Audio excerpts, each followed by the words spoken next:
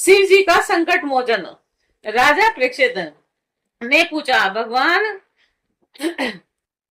भगवान शंकर ने समस्त भोगों का परित्याग कर रखा है, परंतु देखा यह जाता है कि जो देवता, असुर अथवा मनुष्य उनकी उपासना करते हैं वे प्राय धनी और भोग संपन्न हो जाते हैं, और भगवान विष्णु लक्ष्मीपति हैं, परंतु उनकी उपासना करने वाले प्राय धनी और भोग संपन्न नहीं होते, और दोनों प्रभु त्याग और भोग की दृष्टि से एक दूसरे से विशुद्ध स्वभाव वाले हैं, परंतु उनके उपासकों को उनके स्वरूप के विपरीत फल मिलता है। और मुझे इस विषय में बड़ा संदेह है कि त्यागी की उपासना से भोग और लक्ष्मी की उपासना से त्याग कैसे मिलता है। मैं आपसे यह जानना चाहता हूँ। श्री शुक्रदेव जी कहते हैं कि परीक्षित, शिव जी सदा अपनी शक्ति से युक्त रहते हैं। वे सत्व आदि गुणों से युक्त और अहंकार के अधिष्ठ दाता हैं, और अहंकार के तीन भेद हैं, वैकारिक, तेजस और तामस। विविध अहंकार से 16 विकार हुए, 10 इंद्रियां, 5 महाभूत और 1 मन।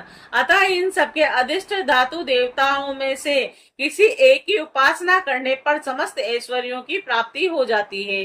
परंतु परीक्षित, भगवान श्री हरि तो प्रकृति से परे स्वयं पुरुषोत्तम एवं प्राकृत गुण रहित हैं। वे सर्वज्ञ तथा सबके अंतकरणों के साक्षी हैं। जो उनका भजन करता है वह स्वयं ही गुणातीत हो जाता है। परीक्षित, जब तुम्हारे दादा धर्मराज युधिष्ठिर अश्वमेघ यज्ञ कर चुके थे, तब भगवान से विविध प्रकार के धर्मों का वर्णन सुनते समय उन्होंने भी यही प्रश्न किया था। परीक्षित, भगवान श्री कृष्ण सर्वशक्तिमान परमेश्वर है, और मनुष्यों के कल्याण के लिए ही उन्होंने यदुवंश में अवतार धारण किया था। और राजा युधिष्ठिर का प्रश्न सुनकर और उनकी सुनने की इच्छा देखकर उन्होंने प्रसन्नता पूर्वक इसका उत्तर दिया था। भगवान श्री कृष्ण ने कहा कि राजन, जिस पर मैं कृपा करता हूँ उसका सब धन धीरे धीरे छीन लेता हूँ। जब वह निर्धन हो जाता है तब उसके सगे संबंधी उसके दुखाकुल चित्त की परवाह न करके उसे छोड़ देते हैं, और फिर वह धन के लिए उद्योग करने लगता है। तब मैं उसका वह प्रयत्न भी निष्फल कर देता हूँ, और इस प्रकार बार बार असफल होने के कारण जब धन कमाने से उनका मन विरक्त हो जाता है और उसे दुख समझकर वह इधर से उधर मुंह मोड़ लेता है और मेरे प्रेमी भक्तों का आश्रय लेकर उनसे मेल जोल रखता है, तब मैं उस पर उनकी अहेतुक कृपा की वर्षा करता हूँ। मेरी कृपा से उसे परम सूक्ष्म अनंत सचितानंद स्वरूप पर ब्रह्म की प्राप्ति हो जाती है, और इस प्रकार मेरी प्रसन्नता, मेरी आराधना बहुत कठिन है, और इसी से साधारण लोग मुझे छोड़कर मेरे ही दूसरे रूप अन्य देवताओं की आराधना करते हैं। दूसरे देवता आशुतोष हैं, वे झटपट पिघल पड़ते हैं और अपने भक्तों से साम्राज्य लक्ष्मी दे देते हैं, और उसे पाकर वे उछलंक, प्रमादी और उन्मत्त हो उठते हैं, और अपने वरदाता देवताओं को भी भूल जाते हैं तथा उनका तिरस्कार और कर बैठते हैं। श्री शुक्रदेव जी कहते हैं कि राजा परीक्षित, ब्रह्मा, विष्णु और महादेव ये तीनों श्राप और वरदान देने में समर्थ हैं, परंतु इनमें महादेव जी और ब्रह्मा शीघ्र ही प्रसन्न और रुष्ट होकर वरदान अथवा श्राप दे देते हैं, परंतु विष्णु भगवान वैसे नहीं है। इस विषय में महात्मा लोग एक प्राचीन इतिहास कहा करते हैं। भगवान शंकर एक बार वृत्तासुर को वर देकर संकट में पड़ गए थे, और राजा परीक्षित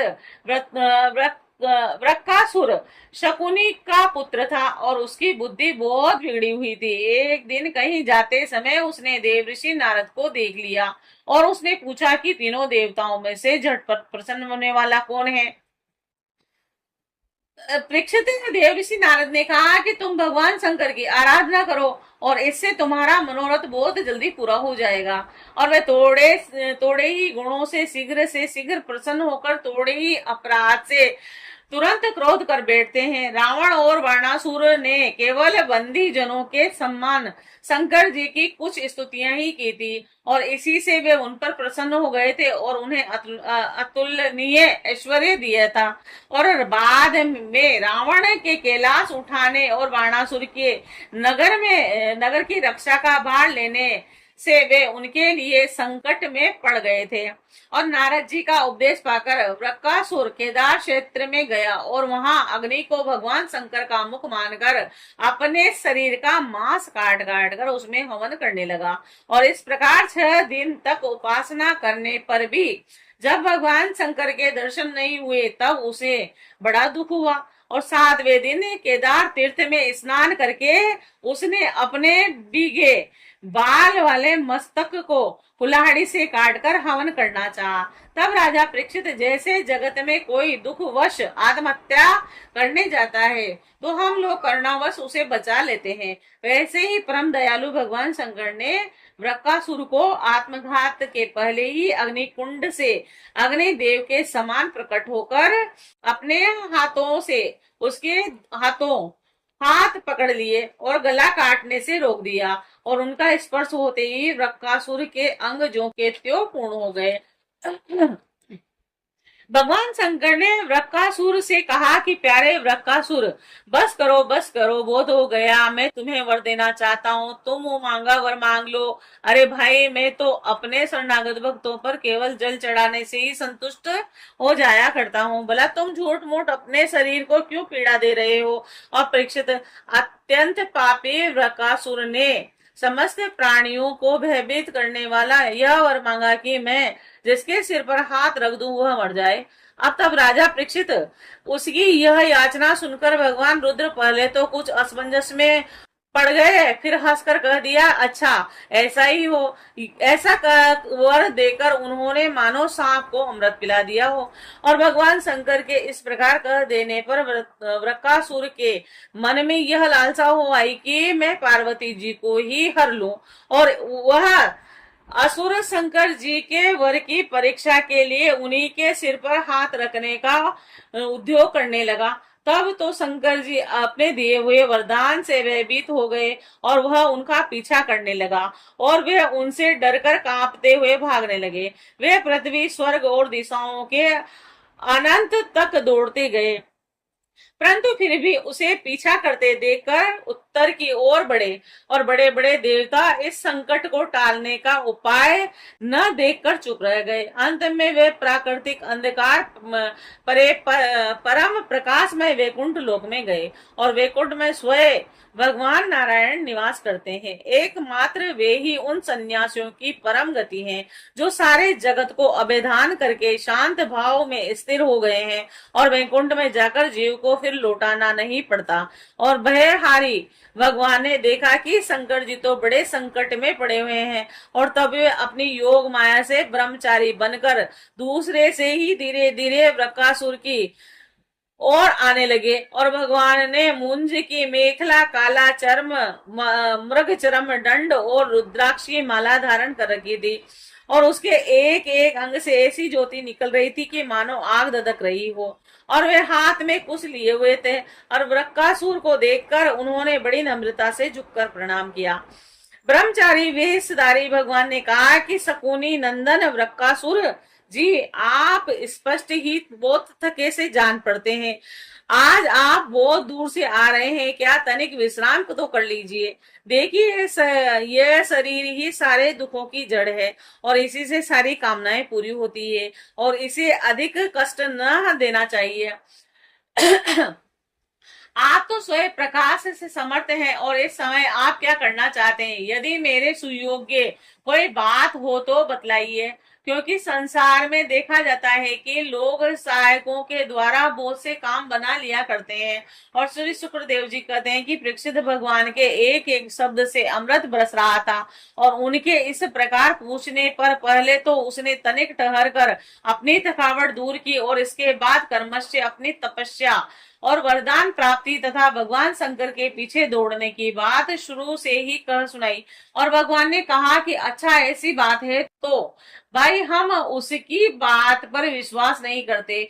आप नहीं जानते क्या, वह तो दक्ष प्रजापति के श्राप से पिशाच भाव को प्राप्त हो गया है और आजकल वही प्रेतों और पिशाचों का सम्राट है। और दानवराज, आप इतने बड़े होकर ऐसी छोटी छोटी बातों पर विश्वास कर लेते हैं। यदि आप अब भी इस उसे जगत गुरु मानते हैं और उसकी बात पर विश्वास करते हैं तो झटपट अपने सिर पर हाथ रखकर परीक्षा कर लीजिए।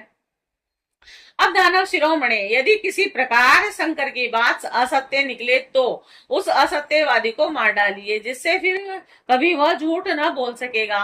और राजा परीक्षित, भगवान ने ऐसे मोहित करने वाली अद्भुत और मीठी बात कही कि उनकी विवेक बुद्धि जाती रही और उस दुर्बुद्धि ने भूलकर अपने ही सिर पर हाथ रख लिया। बस उसी क्षण उसका सिर फट गया और वह धरती पर गिर पड़ा, मानो उस पर बिजली गिर पड़ी हो। और उसी समय आकाश में देवता लोग जय जय नमो नमः साधु साधु के नारे लगाने लगे और पापी वृकासुर की मृत्यु से देवता ऋषि पितर गंधर्व अत्यंत प्रसन्न होकर पुष्पों की वर्षा करने लगे और भगवान शंकर उस विकट संकट से मुक्त हो गए। अब भगवान पुरुषोत्तम ने भय मुक्त शंकर जी से कहा कि देवादिदेव, बड़े हर्ष की बात है कि इस दुष्ट को इसके पाप ने ही नष्ट कर दिया है। और परमेश्वर, भला ऐसा कौन प्राणी है जो महापुरुषों का अपराध करके कुशल से रह सके? फिर स्वयं जगत गुरु विद्येश्वर, आपका अपराध करके तो कोई कुशल रह ही कैसे सकता है? भगवान अनंत शक्तियों के समुद्र हैं और उनकी एक एक शक्ति मन और वाणी के सीमा के परे है और वे प्रकृति से अतीत स्वयं परमात्मा है। और उनकी शंकर जी को संकट से छुड़ाने की यह लीला जो कोई कहता या सुनता है वह संसार के बंधनों और शत्रुओं के भय से मुक्त हो जाता है।